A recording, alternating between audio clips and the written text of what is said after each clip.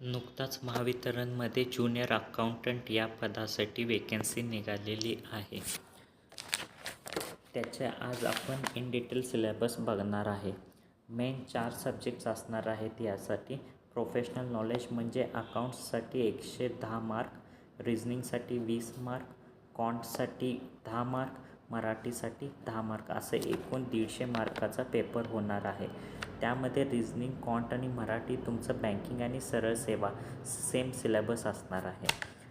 Main subject असणार आहे तो अकाउंट्स प्रोफेशनल नॉलेज, जो की 110 मार्कासाठी येणार आहे.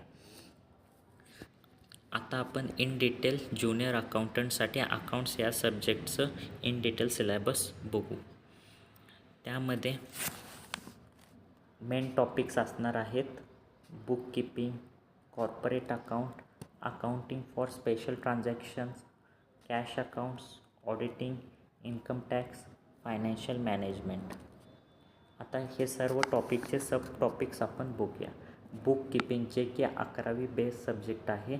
त्यामध्ये सब टॉपिक्स आहेत basic accounting concept, journal and ledger, subsidiary book, BRS, depreciation म्हणजे संपत्तीची घसरण, financial account of sole trader, NPO म्हणजेच non profit organisation, incomplete record system, tally ERP. त्यानंतर पुढचा टॉपिक आहे कॉर्पोरेट अकाउंट. त्यामध्ये आहेत शेअर्स अँड डिबेंचर्स. त्यामध्ये CBमध्ये लिस्टेड असलेले कंपनीजबद्दल इन डिटेल स्टडी असणार आहे. त्यानंतर आहे लिक्विडेशन ऑफ कंपनीज.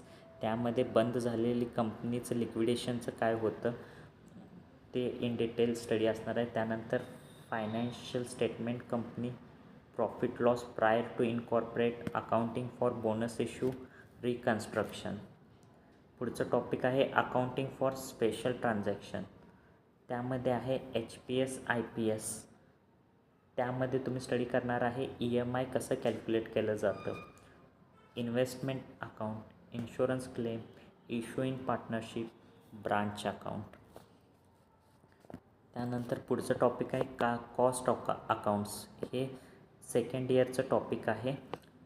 त्यामध्ये तुम्ही बघणार आहे marginal costing, break even analysis, standard costing, budgetary control, activity based costing, financial statement analysis, ratio analysis, fund flow analysis, cash flow analysis, introduction to cost account, material, labour आणि overhead.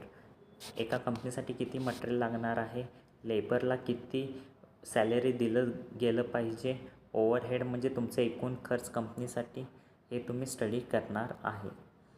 पुढचं topic आहे auditing.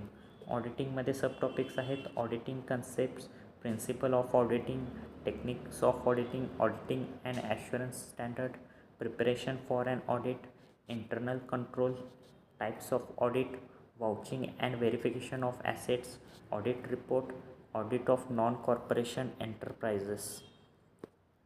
पुढचं topic आहे income tax. Income tax हा पण BCom second इयरचा topic आहे. त्यामध्ये तुम्ही बघणार आहे the income tax act 1961, basic concept, residential status tax index, exempted income, agricultural income, computation of taxable income under various head, deduction cross total income, clubbing incomes, provisions incomes, provision concerning advanced tax. त्यानंतर financial management. Financial management आपण मध्ये बघणार आहे scope and source of finance, objective of financial management, time value of money, financial analysis of planning, financial decisions, investment decisions, types of financing, management of working capital आणि fund flow. हे topics तुम्ही study करायला पाहिजे. 11वी 12वी first year, second year आणि third year या सर्व इयरचे तुम्ही इन डिटेल स्टडी करायला पाहिजे आहे, कारण IBPS याची एक्झाम घेणार आहे जे की इन डिटेल क्वेश्चन्स तुम्हाला विचारू शकतात.